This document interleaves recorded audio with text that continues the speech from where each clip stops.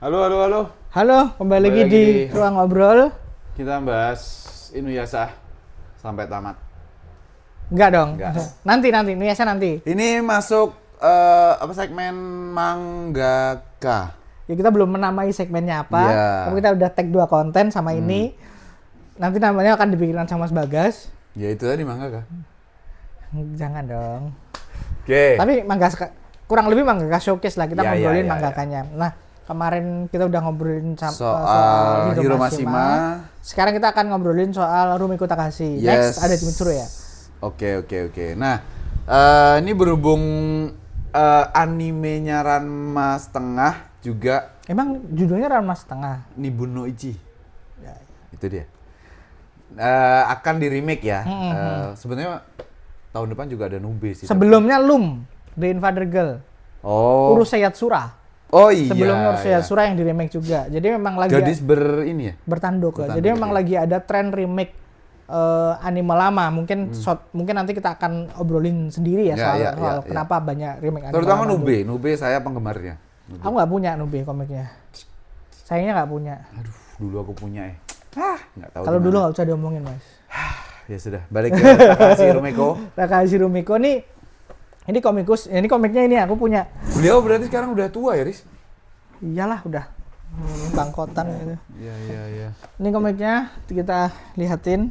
Ini karena banyak, jadi aku nggak bisa naikin ya. Jadi ada apa namanya? Ini Ranma 1 sampai 30. Ini aku punya yang edisi ya. Edisi apa namanya? Deluxe atau apa ini namanya? Iya, Premium 30. Aku dulu punya juga yang apa namanya? Yang original tapi aku jual karena udah dapet yang ini. Terus ada Ranma setengah ini sampai volume 38 tamat. Heeh. Produk lama itu. Produk lama. Terus aku yang paling suka itu salah satunya ini Maison Ikoku. Ini salah satu yang aku suka banget. Sama ini Rumiko Takahashi Short Collection tuh aku suka banget ini. Jadi komik pendek ya? Komik pendek, Short Collection sama Rumiko Takahashi teaternya aku suka banget. Nah kemudian ada yang baru tuh mau kita udah pernah bahas Mas ya? Lupa aku. Udah. Ini mau kita udah pernah bahas. Oke. Terus sama ini ada 2 komik terbarunya, Witch Dinner sama One shot, Po? Oke. Oke. Game of the Mirror. Ini harusnya masuk bagian dari Rumiko Takahashi Theater deh. Kalau yang Witch Dinner seharusnya. Oke. Nah ini nanti akan aku review di Reels. Karena udah komiknya cuma one shot. Nah, ada lagi yang aku nggak punya. Itu ada Urusei Yatsura. Atau Loom Invader Girl. Itu aku nggak punya. Kalau ada yang jual harga murah boleh lah. Murah ya. Murahnya. Oke. Extreme it's okay. Terus sama aku lupa aku tuh harusnya One Pound Gospel tuh Rumiko bukan ya? Nggak tahu aku. Aku kalau itu aku harusnya punya, tapi nggak tahu di mana. Bukan deh. One Pound Gospel tuh Rumiko atau bukan? Pokoknya One Pound Gospel itu Rumiko atau si itu ya? Siapa itu? Pemikusnya BTX tuh loh. Masami. Kalau nggak Rumiko Masami. Terus tolong diingetin lagi, apalagi komiknya Rumiko yang aku belum punya. Nanti kalau ada kesempatan mungkin akan aku berburu. Karena aku cukup kompletionis sih. Karena secara melengkapi ya. Tapi kalau aku sendiri secara karya dulu pas masih sekolah nonton Ranma setengah. Awalnya suka, tapi kupikir kapan nih pertarungan dahsyatnya? Yang ada mah komedik terus gitu. Jadi ya udahlah, nggak jadi gitu. Terus aku belum kenal mangganya, belum kenal komiknya Takahashi. Taunya cuma Ranma. Sama aku juga pernah aku dengan Ranma. Terus tayang di TV kan soalnya. Tayang di TV, terus di rental VCD itu nemu Inuyasha, Agak mundur nonton. kali ya. Oke. Nonton Inuyasha, senang banget. Nah, aku di TV Inuyasha. Nah, aku nontonnya sebelum Inuyasha tayang di Indosiar. Jadi aku udah jauh dulu, terus Indosiar tayang. Memang sombong kalau hidupnya di kota besar tuh bisa sombong kayak gini. Dulu Daris masih Aku mah masih bocil. Iya. Gitu. Nah, jadi seneng banget. Ini kok kayaknya mukanya kok kayak Ranma. Tapi kok serius. Nggak, secara animasi juga Ranma pada tahun itu tuh oke ya. Ya udah oke. Udah oke banget Udah ya. oke banget pada saat itu. Terus kemudian suka sama Inuyasha meskipun nggak sampai tamat ya, nggak sampai tamat. Terus komiknya Inuyasha yang dari bilang edisi original tadi keluar tuh di rental-rental buku. Wah, ini Ranma nih kataku. Coba ah. Kok Ranma sih ini? Inuyasha, buka srek.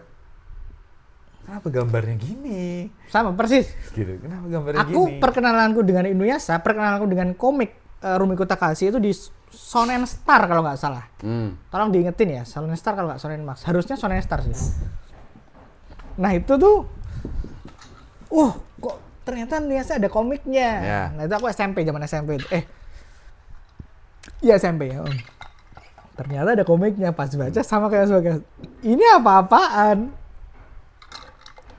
Animenya bagus banget, segitunya penuh dengan aksi-aksi keren. Visual efek. Kenapa komiknya kayak gini gitu. Jadi memang hampir semua adaptasinya Rumiko Takahashi itu bagus. Bagus, betul. Nggak tahu ya apa. Jadi memang beliau kuatnya cerita sih. Nah, inilah cikal bakalnya kenapa waktu itu kita ngeluarin konten tentang Kimetsu no Yaiba dan 3 tahun lalu mungkin kita pernah live di toko mainan Extalia tentang kemiripan Rumiko Takahashi dan siapa? Kimetsu Gotoge sama-sama Kiyoharu Gotoge. sama-sama perempuan, sama-sama secara komiknya dibandingkan dengan animenya kayak apa? Kayak Langit dan Bumi sekali. Kayak Langit dan Bumi, temanya sama-sama demon, gitu. Jadi kemiripannya tentunya nggak by design ya, tapi maksudnya ini tuh sejalan banget karena mangganya Rumiko Takahashi itu terkesan ini ya, kosongan panelnya. Belakangnya banyak yang kosong gitu. Apalagi yang baru-baru gitu. Jadi ya udah tua Mas. iya sih gitu. Jadi sederhana memang gambar-gambarnya cukup sederhana sekali. Betul. Nah cuman ya itu mungkin memang secara karakter Storytellingnya yang kuat banget. Storytellingnya kuat banget. Nah, kenapa aku bilang gitu? Karena komiknya laku loh. Maksudnya Ranma itu 38. Inuyasha itu seingatku 56, 50 sekian lah atau 60 aku lupa. Yang jelas komiknya itu sangat-sangat laku di Jepang karena memang orang Jepang cocok dengan storytellingnya. Pertama itu, kedua, Loom itu juga 30-an. Terus ada satu lagi yang terbit di Indonesia yang enggak, Rine itu di Indonesia macet di volume 20 atau 16 ya. Aku juga nggak beli itu, aku juga belum beli itu. Semuanya panjang-panjang. Rumiko Takahashi itu panjang komik-komiknya. Karena ternyata setelah aku ikuti ya, joke-nya Jepang. Jadi relate ya Relate mereka sama tuh. orang Jepang. Buat kita enggak. Makanya ketika diterjemahkan dalam bentuk anime dengan mengedepankan aksi, jadi oke banget. Nah, Ranma tuh full blown komedi sebenarnya. Betul. Sama kayak Urusei Yatsura ya. Kenapa nggak begitu kan? Karena dia tuh komedi. Cuman karena Ranma diminta lagi, berarti Urusei Yatsura sampai batas tertentu sukses di Jepang. Ya. Emang komedinya tuh bukan buat semua orang.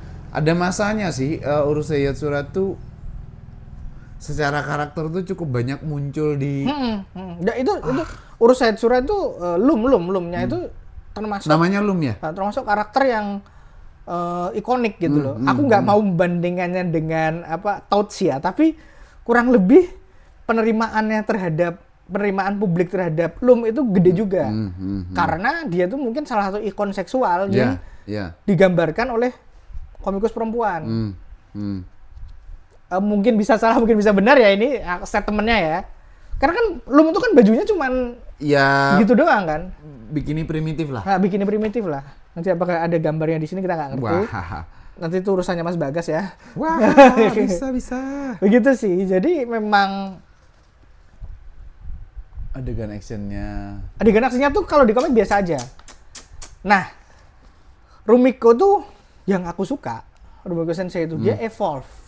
Nah, dia tuh paham kalau pembacanya itu harus bertumbuh juga. Makanya di komiknya yang baru ini di Mao ini, kita udah pernah bahas, Mao tuh lebih banyak ceritanya, lebih cepat. Adegan aksinya lebih banyak dan lebih nggak bertele-tele. Oke. Ambil contoh begini. Di Inuyasha kita itu bisa baca 3 volume itu nggak ada isinya. Ya. Isinya cuma lagi basmi setan, lagi basmi anu, terus kemudian lucu-lucuan aja. Selain karena pada saat itu masa itu mungkin memang seperti itu ya. Memang seperti itu. Tapi artinya zaman berkembang pun Rumiko Sensei juga ngikutin. Nah ini di apa namanya, di siapa? Mao. Di Mao ini dia tuh satu volume itu aku pasti dapat sesuatu yang baru. Ada keterselesaian ya di dalamnya. Kalau nggak misterinya ditambah, ada yang terjawab. Oke. Nah kalau di Inuyasha, di Ranma, apalagi di Loom, aku tuh udah pernah baca Loom 5 volume, capek banget. Oke. Tapi masih sederhana ya? Gambarnya? Sebenarnya panel gambar. Oh sangat, lebih sederhana lagi. Ini udah kompleks ini. Dia udah lebih kompleks di apa namanya di. Maksudku untuk level beliau ini kan anak kecil dengan proporsi yang sangat biasa. Maksudnya orang baru belajar gambar juga bisa gambar kayak Kalau gini. ngeliatin ini kan bedanya. Oh iya. Ya, tapi kan Jepang itu kan soal kesederhanaan itu Mas ya. Betul. Ini kalau nanti kita baca ada Zenitsu sampai lebih miso-miso lagi Mas. Iya sih. Ini apaan, gambar sama semua mukanya. Iya. Soalnya Rumiko Takahashi itu memang dia tuh kayaknya suka dengan siluman sih. Ya. Makanya secara berkala tuh ada cerita-cerita siluman. Sebenarnya secara tema kan aku seneng banget ya. Secara tema tuh emang dunianya Takahashi Sensei itu emang aku seneng gitu. Cuman ya itu tadi aku nggak tahan sih ngelihat komiknya. Bukan forte-nya memang itu sih. Forte-nya memang. Ya ini kan zamannya Inuyasha enggak? Apa? Mau ini itunya. Enggak, itu jauh setelah Inuyasha Mas. Setelah ya? Jauh setelah Inuyasha. Ya. Inuyasha kan Bakufu apa ya? Aku lupa. Aku juga lupa. Ini udah modern ini. Mau udah modern. Hampir kayak mirip Demon Slayer sih. Iya, cuman berarti aku pas lihat pakaian biksuninya aja, maksudnya yang topinya. Oh, enggak, Mau itu kan zamannya ada 3. Oh, oke. Jadi zaman Mau, terus zaman sekarang, terus zamannya yang situasi-situasi terjadi. Oke. Jadi ada tiga zaman. Jadi memang ya itu sih soal Rumiko. Cuman kalau kalian baca 2 komik ini, jadi Rumiko Takahashi itu ada waktunya juga dia menunjukkan kedewasaannya. Ini slice of life. Slice of life. Rumiko Takahashi itu sangat oke dengan slice of life dan sindiran-sindiran.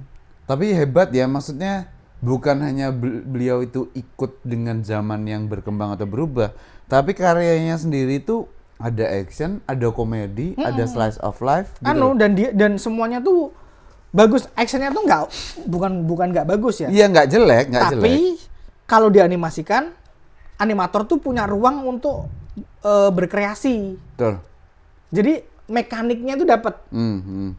Di Inuyasha, di Mao itu mekaniknya banget. Rine juga sih, tapi Rine itu aneh banget emang.